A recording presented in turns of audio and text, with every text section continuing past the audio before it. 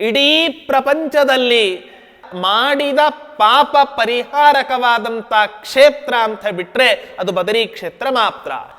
ಬದರಿ ಕ್ಷೇತ್ರಕ್ಕೆ ಪಾಪ ಪರಿಹಾರಕವಾದಂಥ ಬದರಿ ಕ್ಷೇತ್ರಕ್ಕೆ ಸಮಾನವಾದ ಇನ್ನೊಂದು ಕ್ಷೇತ್ರ ಜಗತ್ತಿನಲ್ಲಿ ಯಾವುದೂ ಕೂಡ ಇರಲಿಕ್ಕೆ ಸಾಧ್ಯ ಇಲ್ಲ.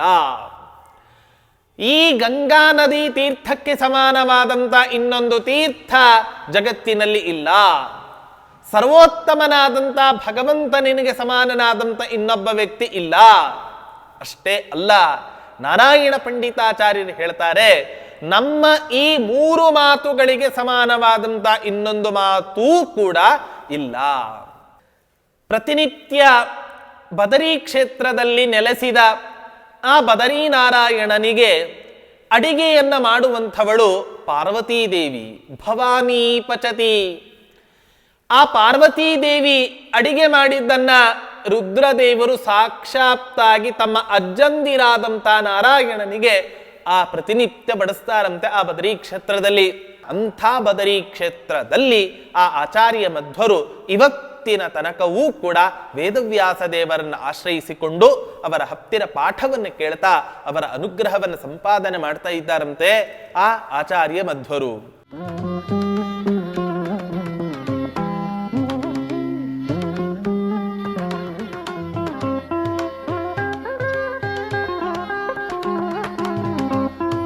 ಪೂಜ್ಯಾಯ ರಾಘವೇಂದ್ರಾಯ ಸತ್ಯಧರ್ಮರತಾಯ ಚ ಭಜತಾಂ ಕಲ್ಪವೃಕ್ಷಾಯ ನಮತಾಂ ಕಾಮಧೇನವೇ ಧ್ರುವಾದಿಧ್ವಾಂತರವಯೇ ವೈಷ್ಣವೇಂದೀವರೇಂದವೇ ಶ್ರೀ ರಾಘವೇಂದ್ರ ಗುರವೇ ನಮೋ ಅತ್ಯಂತ ದಯಾಲವೇ.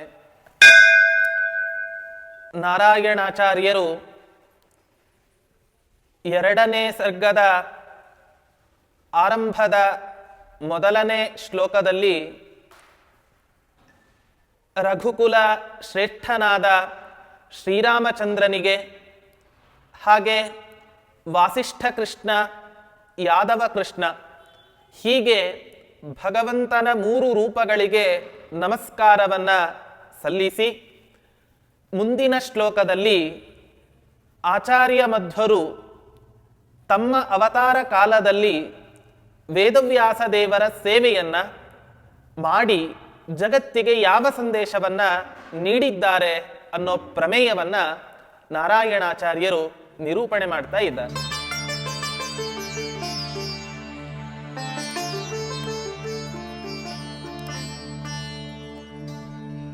ಆಭಾಷ್ಯ ಭಾಷ್ಯಂ ನಿಗಮಾಂತ ಸೂತ್ರ ವ್ಯಾಖ್ಯಾತ್ಮಕಂ ಪೂರ್ಣಮತಿರ್ಗುರುರ್ನಃ ಸಂಪಾದಯತ್ವಂ ಮತ ಸಂಪ್ರದಾಯ ಸಮೃದ್ಧಿಮಿತ್ಯಾದಿ ದಿಶೇಯಮೀಶಾನ್.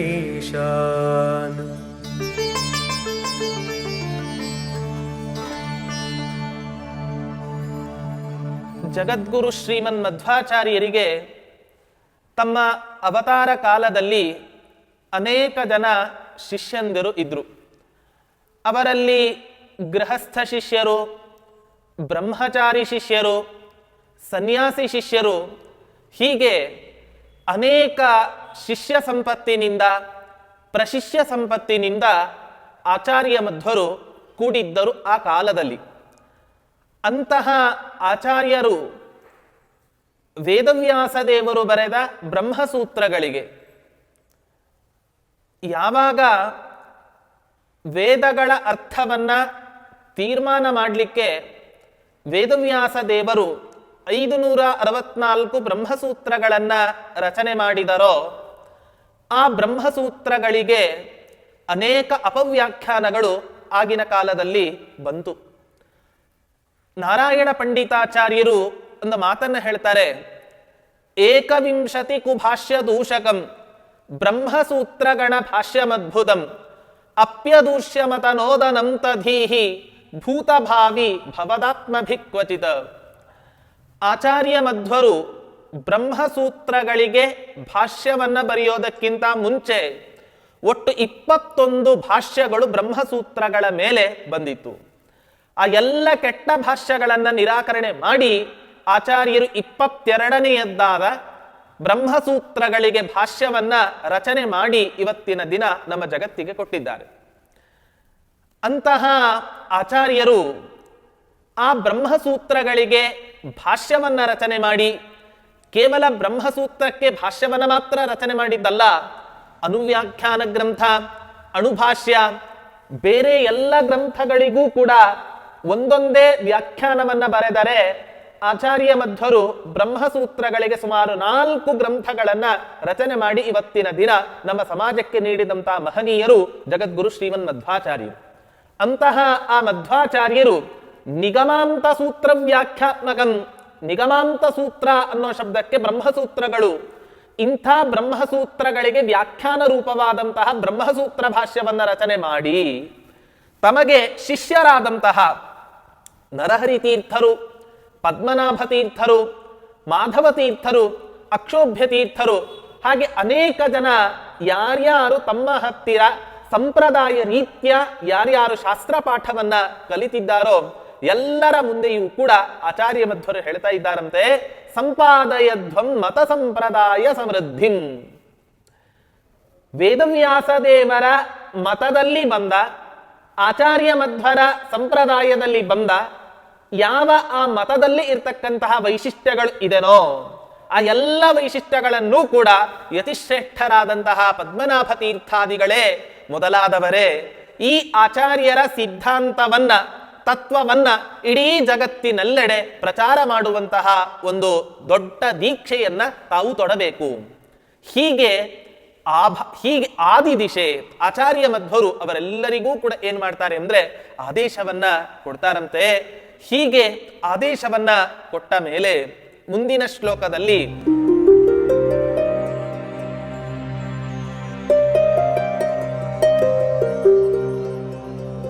भाष्यामृतोत्पादकरोऽनुभाष्य श्रीमान् सभाष्यान्तरकल्पशाखी व्यासं गुरुं संश्रयते बदर्यामानन्दतीर्थाभिददुग्धसिन्धुः बदर्यामानन्दतीर्थाभिददुग्धसिन्धुः.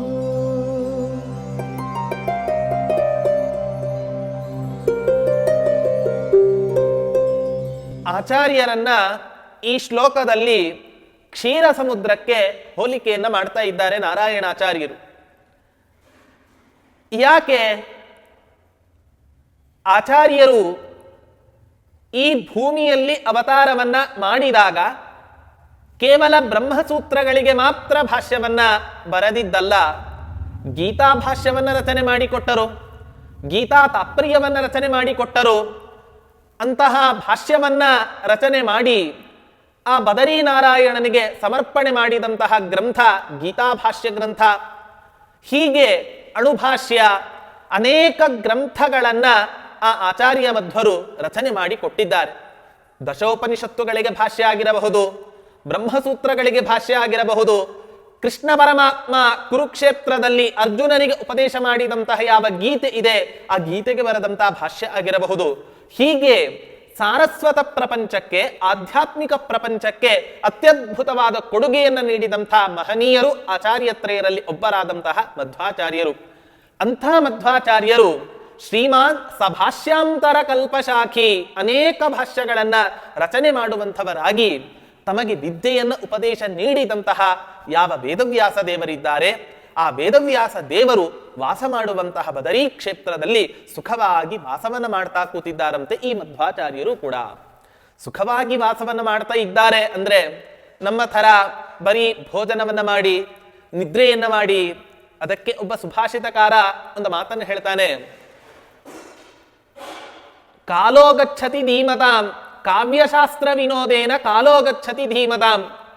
ಜ್ಞಾನಿಗಳ ಸಮಯ ಯಾವ ರೀತಿ ಕಳೆಯುತ್ತೆ ಅಂತ ನಿರೂಪಣೆಯನ್ನ ಮಾಡಬೇಕಾದರೆ ಸುಭಾಷಿತಕಾರ ಹೇಳ್ತಾನೆ, ಕಾವ್ಯಶಾಸ್ತ್ರ ವಿನೋದೇನ, ಕಾವ್ಯದಲ್ಲಿ ಕಾವ್ಯವನ್ನ ರಚನೆ ಮಾಡೋದರ ಮೂಲಕ, ಶಾಸ್ತ್ರ ಪಾಠವನ್ನ ಮಾಡೋದರ ಮೂಲಕ, ಶಾಸ್ತ್ರಗಳನ್ನ ರಚನೆ ಮಾಡೋದರ ಮೂಲಕ ಜ್ಞಾನಿಗಳ ಸಮಯ ಅನ್ನೋದು ಕಾಲ ಅನ್ನೋದು ಹೋಗತ್ತೆ. ಆದರೆ ನಿಮ್ಮ ಕಾಲ ಎಲ್ಲ ಹೇಗೆ ಹೋಗತ್ತೆ ಅಂದ್ರೆ ವಿನೋದೇನ ಕಾಲೋ ಗಚ್ಚತಿ ಅಷ್ಟೇ. ಬರೀ ವಿನೋದವನ್ನ ಮಾಡಿ, ಹಾಸ್ಯವನ್ನ ಮಾಡಿ, ಬೇರೆ ಅವರನ್ನ ನಿಂದನೆ ಮಾಡಿ, ಇದರಲ್ಲಿಯೇ ನಮ್ಮ ಸಮಯ ಅನ್ನೋದು ಕಳೆದು ಹೋಗತ್ತೆ ಹೊರತು ಅಪ್ಪಿ ತಪ್ಪಿಯೂ ಕೂಡ ಕಾವ್ಯಶಾಸ್ತ್ರಗಳಲ್ಲಿ ವಿನೋದ ನಿಮಗೆ ಬರಲಿಕ್ಕೆ ಸಾಧ್ಯವೇ ಇಲ್ಲ ಅಂತ ಆಚಾರ್ಯ ಮಧ್ವರು ಈ ಜಗತ್ತಿನಲ್ಲಿ ಅವತಾರ ಮಾಡಿದ ಸಮಯದಲ್ಲಿ ತಮ್ಮ ಇಡೀ ಪೂರ್ಣವಾದ ಆಯುಷ್ಯವನ್ನ ವೇದವ್ಯಾಸ ದೇವರಿಗೆ ಮೀಸಲಾಗಿ ಇಟ್ಟು ಸಾರಸ್ವತ ಪ್ರಪಂಚಕ್ಕೆ ಉತ್ತಮವಾದ ಕೊಡುಗೆಯನ್ನು ಕೊಟ್ಟು ಇಡೀ ಸಮಾಜಕ್ಕೆ ಒಂದು ಅತ್ಯದ್ಭುತವಾದ ಕೊಡುಗೆಯನ್ನು ನೀಡಿ ಆಚಾರ್ಯ ಮಧ್ವರು ಬದರಿ ಕ್ಷೇತ್ರಕ್ಕೆ ಹೋಗಿದ್ದಾರಂತೆ. ಬದರಿ ಕ್ಷೇತ್ರಕ್ಕೆ ಹೋಗಿ ಇವತ್ತಿನ ತನಕವೂ ಕೂಡ ಅವರ ಗುರುಗಳಾದಂತಹ ವೇದವ್ಯಾಸ ದೇವರು, ಸೂತ್ರ ಪ್ರವರ್ತಕರಾದ ಸೂತ್ರ ನಿರ್ಮಾಪಕರಾದಂತಹ ಯಾವ ವೇದವ್ಯಾಸ ದೇವರಿದ್ದಾರೆ, ಅಂಥ ವೇದವ್ಯಾಸ ದೇವರು ವಾಸ ಮಾಡುವಂತಹ ದೊಡ್ಡ ಬದರಿ ಕ್ಷೇತ್ರದಲ್ಲಿ ಆಚಾರ್ಯ ಮಧ್ವರು ಸಾಕ್ಷಾತ್ತಾಗಿ ಅವರ ಮೂಲಕವೇ ಪಾಠವನ್ನು ಕೇಳಿಕೊಂಡು ಸುಖವಾಗಿ ಇದ್ದಾರೆ ಅಂತ ಈ ರೀತಿಯಾಗಿ ನಿರೂಪಣೆಯನ್ನು ಮಾಡ್ತಾ ಇದ್ದಾರೆ. ಈ ಶ್ಲೋಕದಲ್ಲಿ ಆನಂದ ತೀರ್ಥಾಭಿದ ದುಗ್ಧ ಸಿಂಧು, ಜಗತ್ತಿನಲ್ಲಿ ಇರುವಂತಹ ಸಮುದ್ರಗಳೆಲ್ಲವೂ ಕೂಡ ಏನೇ ಆಗಲಿ ಉಪ್ಪಿನ ನೀರಿನ ಸಮುದ್ರವೇ ನಮಗೆ ಸಿಗತ್ತೆ ಹೊರತು ಹಾಲಿನ ಸಮುದ್ರಗಳು ಯಾವುದೂ ಕೂಡ ನಮಗೆ ಲೋಕದಲ್ಲಿ ಸಿಗೋದಿಲ್ಲ. ಆದರೆ ಆಚಾರ್ಯ ಮಧ್ವರು ಹಾಲಿನ ಸಮುದ್ರದಂತೆ ಇದ್ದಾರೆ. ಯಾಕೆ? ಜಗತ್ತಿಗೆ ಹಾಲಿನಂತೆ ಇರುವ ಆ ಅನೇಕ ಗ್ರಂಥಗಳನ್ನ, ಭಾಷ್ಯಗಳನ್ನ ರಚನೆ ಮಾಡಿ ಕೊಟ್ಟಿರೋ ಕಾರಣದಿಂದ ಇವತ್ತಿನ ದಿನ ಆಚಾರ್ಯ ಮಧ್ವರನ್ನ ಕ್ಷೀರ ಸಮುದ್ರಕ್ಕೆ ಹೋಲಿಸಿದ್ದಾರೆ. ಅಂಥ ಆಚಾರ್ಯ ಮಧ್ವರು ಬದರಿ ಕ್ಷೇತ್ರದಲ್ಲಿ ನಾರಾಯಣ ರೂಪಿ ಪರಮಾತ್ಮ ನರನಾರಾಯಣ ರೂಪದಿಂದ ಪರ್ವತ ರೂಪದಲ್ಲಿ ನೆಲೆಸಿದ್ದಾನೆ. ಹಾಗೆ ಮೂರ್ತಿಯಲ್ಲಿ ಬದರಿ ನಾರಾಯಣನಾಗಿ ಸನ್ನಿಹಿತನಾಗಿದ್ದಾನೆ. ಅಂಥ ಪರಮ ಪವಿತ್ರವಾದಂತಹ ಕ್ಷೇತ್ರದಲ್ಲಿ ಆ ಆಚಾರ್ಯ ಮಧ್ವರು ನೆಲೆಸಿದ್ದಾರೆ. ನಾರಾಯಣ ಪಂಡಿತಾಚಾರ್ಯರು ಒಂದು ಮಾತನ್ನ ಹೇಳ್ತಾರೆ ಬದರಿ ಕ್ಷೇತ್ರದ ಬಗ್ಗೆ. ನೇದೃಶಂ ಸ್ಥಲಮಲಂ ಶಮಲಘ್ನಂ ನಾಸ್ಯ ತೀರ್ಥ ಸಲಿಲಸ್ಯ ಸಮಂವಾಹ ನಾಸ್ಮದುಕ್ತಿ ಸದೃಶಂ ಹಿತ ರೂಪಂ ನಾಸ್ತಿ ವಿಷ್ಣು ಸದೃಶಂ ನನು ದೈವಂ.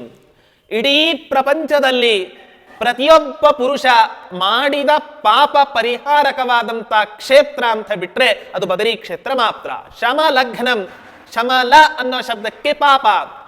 ಬದರಿ ಕ್ಷೇತ್ರಕ್ಕೆ ಪಾಪ ಪರಿಹಾರಕವಾದಂತಹ ಬದರಿ ಕ್ಷೇತ್ರಕ್ಕೆ ಸಮಾನವಾದ ಇನ್ನೊಂದು ಕ್ಷೇತ್ರ ಜಗತ್ತಿನಲ್ಲಿ ಯಾವುದೂ ಕೂಡ ಇರಲಿಕ್ಕೆ ಸಾಧ್ಯ ಇಲ್ಲ.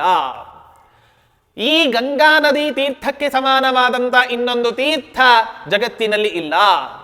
ಸರ್ವೋತ್ತಮನಾದಂತ ಭಗವಂತ ನಿನಗೆ ಸಮಾನನಾದಂತ ಇನ್ನೊಬ್ಬ ವ್ಯಕ್ತಿ ಇಲ್ಲ. ಅಷ್ಟೇ ಅಲ್ಲ, ನಾರಾಯಣ ಪಂಡಿತಾಚಾರ್ಯರು ಹೇಳ್ತಾರೆ, ನಮ್ಮ ಈ ಮೂರು ಮಾತುಗಳಿಗೆ ಸಮಾನವಾದಂತ ಇನ್ನೊಂದು ಮಾತೂ ಕೂಡ ಇಲ್ಲ. ಯಾಕೆ ಅಂಥ ಒಂದು ಪಾವಿತ್ರ್ಯತೆ ಆ ಬದರಿ ಕ್ಷೇತ್ರಕ್ಕೆ ಕೊಟ್ಟಿದ್ದಾರೆ ಅಂತ ಹೇಳಿದ್ರೆ, ಬದರಿ ಕ್ಷೇತ್ರ ಮಹಾತ್ಮೆಯಲ್ಲಿ ಒಂದು ಮಾತು ಬರುತ್ತೆ. ಪ್ರತಿನಿತ್ಯ ಬದರಿ ಕ್ಷೇತ್ರದಲ್ಲಿ ನೆಲೆಸಿದ ಆ ಬದರಿ ನಾರಾಯಣನಿಗೆ ಅಡಿಗೆಯನ್ನ ಮಾಡುವಂಥವಳು ಪಾರ್ವತೀ ದೇವಿ. ಭವಾನಿ ಪಚತಿ. ಆ ಪಾರ್ವತೀ ದೇವಿ ಅಡಿಗೆ ಮಾಡಿದ್ದನ್ನ ರುದ್ರದೇವರು ಸಾಕ್ಷಾತ್ತಾಗಿ ತಮ್ಮ ಅಜ್ಜಂದಿರಾದಂತ ನಾರಾಯಣನಿಗೆ ಆ ಪ್ರತಿನಿತ್ಯ ಬಡಿಸ್ತಾರಂತೆ ಆ ಬದರಿ ಕ್ಷೇತ್ರದಲ್ಲಿ. ಅಷ್ಟೇ ಅಲ್ಲ, ಇವತ್ತಿನ ದಿನ ಅನೇಕ ಋಷಿ ಮಹರ್ಷಿಗಳು ಆಕಾಶದಲ್ಲಿ ನಿಂತುಕೊಂಡು ತಪಸ್ಸು ಮಾಡೋದು, ಅನೇಕ ಋಷಿ ಮಹರ್ಷಿಗಳು ವೃಕ್ಷ ರೂಪದಲ್ಲಿ ನಿಂತುಕೊಂಡು ತಪಸ್ಸನ್ನ ಮಾಡೋದು, ಮುಗಿಲೆತ್ತರಕ್ಕೆ ಬೆಳೆದಂತಹ ಅನೇಕ ವೃಕ್ಷಗಳು, ಅತ್ಯಂತ ಪ್ರಕೃತಿ ವಿಸ್ಮಯ ದೇವಭೂಮಿ ಅಂತ ಕರೆಸಿಕೊಂಡಂತಹ ಏಕೈಕ ಕ್ಷೇತ್ರ ಆ ಬದರಿ ಕ್ಷೇತ್ರ. ಆದ್ದರಿಂದ ಅಂಥ ಬದರಿ ಕ್ಷೇತ್ರದಲ್ಲಿ ಆ ಆಚಾರ್ಯ ಮಧ್ವರು ಇವತ್ತಿನ ತನಕವೂ ಕೂಡ ವೇದವ್ಯಾಸ ದೇವರನ್ನು ಆಶ್ರಯಿಸಿಕೊಂಡು ಅವರ ಹತ್ತಿರ ಪಾಠವನ್ನು ಕೇಳ್ತಾ ಅವರ ಅನುಗ್ರಹವನ್ನು ಸಂಪಾದನೆ ಮಾಡ್ತಾ ಇದ್ದಾರಂತೆ ಆ ಆಚಾರ್ಯ ಮಧ್ವರು. ಹೀಗೆ ಆಚಾರ್ಯ ಮಧ್ವರು ನಿರೂಪಣೆ ಮಾಡಿದ ಮೇಲೆ ಆ ಮುಂದಿನ ಶ್ಲೋಕದಲ್ಲಿ ಆಚಾರ್ಯ ಮಧ್ವರ ಸಾಕ್ಷಾತ್ ಶಿಷ್ಯರಾದಂತಹ ಪದ್ಮನಾಭ ತೀರ್ಥರ ಬಗ್ಗೆ ನಿರೂಪಣೆಯನ್ನು ಮಾಡಲಿಕ್ಕೆ ಆರಂಭ ಮಾಡ್ತಾ ಇದ್ದಾರೆ.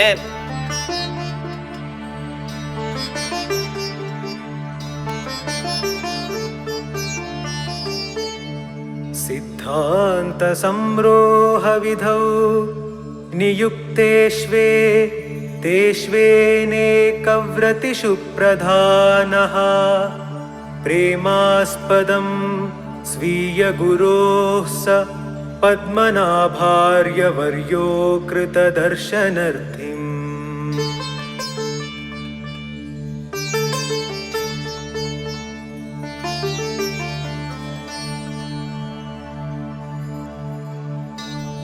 ಆಚಾರ್ಯ ಮಧ್ವರ ಅಗ್ರಗಣ್ಯ ಶಿಷ್ಯರಲ್ಲಿ ಮೊದಲಿಗರಾಗಿ ನಿಲ್ಲುವಂಥವರು ಪದ್ಮನಾಭ ತೀರ್ಥರು. ಆ ಪದ್ಮನಾಭ ತೀರ್ಥರ ಇತಿಹಾಸವನ್ನ ನಾವು ಮೆಲುಕು ಹಾಕೋದು ಅಂತಾದರೆ, ಇವತ್ತಿನ ದಿನ ರಾಜಮಹೇಂದ್ರಿ ಗೋದಾವರಿ ನದಿ ಪ್ರಾಂತ್ಯದಲ್ಲಿ ಶೋಭನ ಭಟ್ಟ ಅನ್ನೋ ಹೆಸರಿನಿಂದ ಅದ್ವೈತ ವಿದ್ವಾಂಸರಲ್ಲಿ ಅಗ್ರಗಣ್ಯನಾಗಿ ನಿಂತಹ ಮಹನೀಯರು ಆ ಶೋಭನ ಭಟ್ಟರು. ಅಂಥ ಶೋಭನ ಭಟ್ಟರು ಆಚಾರ್ಯ ಮಧ್ವರು ಸಂಚಾರದ ನಿಮಿತ್ತ ಹೋದ ಸಂದರ್ಭದಲ್ಲಿ ಆಚಾರ್ಯ ಮಧ್ವರ ಹತ್ತಿರ ವಾಕ್ಯಾರ್ಥವನ್ನ ನಡೆಸಿ ಆಚಾರ್ಯರ ಪಾಂಡಿತ್ಯಕ್ಕೆ ಬೆಕ್ಕಸಬರಗಾಗಿ ಅವರ ಅಂತೆವಾಸಿಗಳಾದಂತಹ ಮಹನೀಯರು ಆ ಪದ್ಮನಾಭ ತೀರ್ಥರು. ಅಂಥ ಪದ್ಮನಾಭ ತೀರ್ಥರ ಬಗ್ಗೆ ಅನೇಕರು ನಾರಾಯಣ ಪಂಡಿತಾಚಾರ್ಯರು ತಮ್ಮ ಮಧ್ವವಿಜಯ ಗ್ರಂಥದಲ್ಲಿ ನಿರೂಪಣೆಯನ್ನ ಮಾಡ್ತಾರೆ. ಆಕೃಷ್ಟೋಸ್ಯ ಗುಣೈರ್ವಾಪ್ತೈರ್ ಯೋಗೋದಾಯ ಉಪಾಯೇಯು ಸಪದ್ಮನಾಭ ತೀರ್ಥಾಖ್ಯ ಶಿಷ್ಯೋನ್ಯೋಭೂತ್ ಸುಚೇತಸಃ. ಅಂಥ ಆಚಾರ್ಯ ಮಧ್ವರ ಪಾಂಡಿತ್ಯಕ್ಕೆ ಆಕರ್ಷಿತರಾಗಿ ಅವರ ಶಿಷ್ಯತ್ವವನ್ನ ವಹಿಸಿಕೊಂಡು ಆ ಶೋಭನ ಭಟ್ಟರು ಅವರ ಹತ್ತಿರವೇ ಆ ಸನ್ಯಾಸವನ್ನ ಸ್ವೀಕಾರ ಮಾಡಿ ಪದ್ಮನಾಭ ತೀರ್ಥ ಅನ್ನೋ ಹೆಸರಿನಿಂದ ಇವತ್ತಿನ ದಿನ ಜಗತ್ತಿನಲ್ಲಿ ಪ್ರಖ್ಯಾತರಾಗಿದ್ದಾರೆ. ಹೇಗಿದ್ದಾರೆ ಅಂತ ಹೇಳಿದ್ರೆ, ನಾರಾಯಣ ಪಂಡಿತಾಚಾರ್ಯರು ಹೇಳ್ತಾರೆ, ಯಸ್ತ್ರ ಈ ಸಕಲ ಪಕ್ಷ ಶಿಕ್ಷಕ ತತ್ರ ಸಂಸದಿ ವರಿಷ್ಠ ಸಮ್ಮತಃ ಶೋಭನೋಪಪದ ಭಟ್ಟ ನಾಮಕ ಪೂರ್ಣ ಸಂಖ್ಯಮನ ಮನ್ಮುಹುರುಮುದ. ತ್ರೈ ಸಕಲ ಪಕ್ಷ ಶಿಕ್ಷಕ, ಸಕಲ ವೇದಗಳನ್ನು ಬಲ್ಲವರಾಗಿದ್ದರು, ಸಕಲ ಸಚ್ಚಾಸ್ತ್ರಗಳನ್ನು ಅಧ್ಯಯನ ಮಾಡಿದವರಾಗಿದ್ದರು, ಆಗಿನ ಕಾಲದ ಅದ್ವೈತ ವಿದ್ವಾಂಸರಲ್ಲಿ ಅಗ್ರಗಣ್ಯರಾದಂತಹ ಮಹನೀಯರಾಗಿದ್ದರು ಆ ಶೋಭನ ಭಟ್ಟರು. ಅಂಥ ಶೋಭನ ಭಟ್ಟರು ಆಚಾರ್ಯ ಮಧ್ವರ ಪಾಂಡಿತ್ಯಕ್ಕೆ ಮನ ಸೋತು ಅವರ ಶಿಷ್ಯತ್ವವನ್ನು ವಹಿಸಿ ಮುಂದಿನ ದಿನಮಾನಗಳಲ್ಲಿ ಏನು ಮಾಡ್ತಾರೆ ಅಂತ ಹೇಳ್ತಾರೆ, ಶ್ರುತ್ಯ ಮತ್ಯ ಸದಾ ಭಕ್ತ್ಯ ವಿರಕ್ತ್ಯ ನಿತ್ಯ ಸೇವೆಯ ಯಸ್ಮೈ ಪ್ರಸನ್ನ ಪ್ರಾಜ್ಯಕ್ಷ ಸದ್ಯೋ ವಿದ್ಯಾಂ ದದೌ ಶುಭಾಂ. ಅವರಲ್ಲಿ ಕೇಳುವ ಆಸಕ್ತಿ, ಮನನದ ಆಸಕ್ತಿ, ಭಕ್ತಿ, ವಿನಯತೆ ಇವೇ ಮೊದಲಾದಂಥ ಎಲ್ಲ ಗುಣಗಳು ಕೂಡ ಇರೋ ಕಾರಣದಿಂದ ಆ ಆಚಾರ್ಯರು ತಮ್ಮ ಹತ್ತಿರ ಅಂತೆವಾಸಿಗಳಾಗಬೇಕು ಅಂತ ಬಂದಂತಹ ಯಾವ ಶೋಭನ ಭಟ್ಟರಿದ್ದಾರೆ ಆ ಶೋಭನ ಭಟ್ಟರಿಗೆ ಉತ್ತಮವಾದಂತಹ ವಿದ್ಯೆಯನ್ನು ದಯಪಾಲಿಸ್ತಾರಂತೆ ಆ ಜಗದ್ಗುರು ಶ್ರೀಮನ್ ಮಧ್ವಾಚಾರ್ಯರು. ಹೇಳ್ತಾರೆ, ಹೇಗಿದ್ರು ವೇದಾಂತಾಬ್ಧಿಮ್ನಯೋ ಜಾತು ಜಹೌ ವಿದ್ವತ್ತಿ ನಿಂಗಿಲ ಯುಕ್ತಿ ಪ್ರವಾಹ ಸಂರಂಭ ಅಂತ ನಾರಾಯಣ ಪಂಡಿತಾಚಾರ್ಯರು ಹೇಳ್ತಾರೆ. ಎಲ್ಲ ವೇದಾಂತಗಳಲ್ಲಿಯೂ ಕೂಡ ವೇದಾಂತ ಸಮುದ್ರಗಳಲ್ಲಿ ಮುಳುಗಿ ಆ ವೇದಾಂತಗಳಲ್ಲಿ ಇರ್ತಕ್ಕಂತಹ ರತ್ನಗಳನ್ನು ಹೆಕ್ಕಿ ತೆಗೆದು ಇಡೀ ವೇದಾಂತದಲ್ಲಿ ಇರತಕ್ಕಂಥ ಸಾರ ಇಷ್ಟೇ ಅಂತ ತಿಳಿದುಕೊಂಡಂತಹ ಅಗ್ರಗಣ್ಯ ವಿದ್ವಾಂಸರಾಗಿದ್ದರು ಆ ಮಧ್ವಾಚಾರ್ಯರು, ಆ ಪದ್ಮನಾಭ ತೀರ್ಥರು. ಅಂಥ ಆ ಪದ್ಮನಾಭ ತೀರ್ಥರು ಜಗತ್ತಿಗೆ ಅವರ ಶಿಷ್ಯತ್ವವನ್ನು ವಹಿಸಿ ಹೋದ ಕಡೆ ಎಲ್ಲ ಕಡೆಯೂ ಕೂಡ ಆಚಾರ್ಯ ಮಧ್ವರ ಸಿದ್ಧಾಂತವನ್ನ ಹೆಚ್ಚೆಚ್ಚು ಪ್ರಚಾರ ಮಾಡ್ತಾ ಇದ್ರಂತೆ ಅವರು. ನಾರಾಯಣ ಪಂಡಿತಾಚಾರ್ಯ ಒಂದು ಮಾತನ್ನು ಹೇಳ್ತಾರೆ, ಯಾವುದೋ ಒಂದು ಸಭೆಯಲ್ಲಿ ಪದ್ಮನಾಭ ತೀರ್ಥರು ಆಚಾರ್ಯ ಮಧ್ವರು ಹೋಗಿರ್ತಾರೆ. ಆ ಸಂದರ್ಭದಲ್ಲಿ ಆಚಾರ್ಯ ಮಧ್ವರ ಸಿದ್ಧಾಂತವನ್ನ ಯಾವುದಕ್ಕೆ ಹೋಲಿಕೆ ಮಾಡಬೇಕು ಅಂತ ಆಲೋಚನೆ ಮಾಡ್ತಾ ಇದ್ದಾಗ ಹೇಳ್ತಾರಂತೆ, ಯಾರೋ ಒಬ್ಬ ಮೂರ್ಖ, ಅವನಿಗೆ ಬಲಮುರಿ ಶಂಖದ ಮಹತ್ವ ಗೊತ್ತಿಲ್ಲ.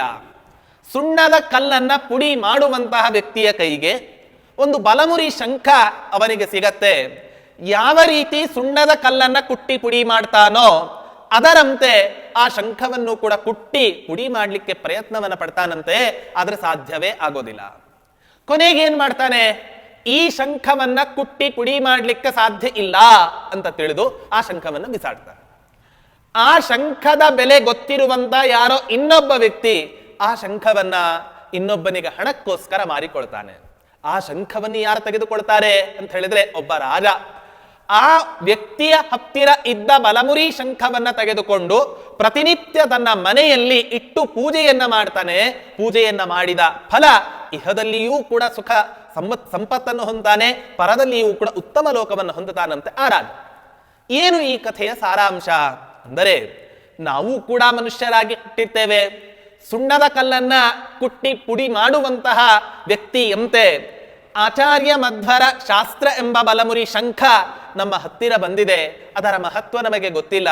ಆದ್ದರಿಂದ ಕುಟ್ಟಿ ಪುಡಿ ಮಾಡಲಿಕ್ಕೆ ಸಾಧ್ಯ ಆಗದೇ ಇದ್ದಾಗ ಆ ಶಂಖವನ್ನ ಯಾವ ರೀತಿ ಬಿಸಾಡಿದನೋ ಅದೇ ರೀತಿ ನಮ್ಮ ಹತ್ತಿರ ಬಂದಂತ ಆಚಾರ್ಯ ಮಧ್ವರ ಶಾಸ್ತ್ರವನ್ನ ನಾವು ಕೂಡ ಇವತ್ತಿನ ದಿನ ಬಿಸಾಡ್ತಾ ಇದ್ದೇವೆ.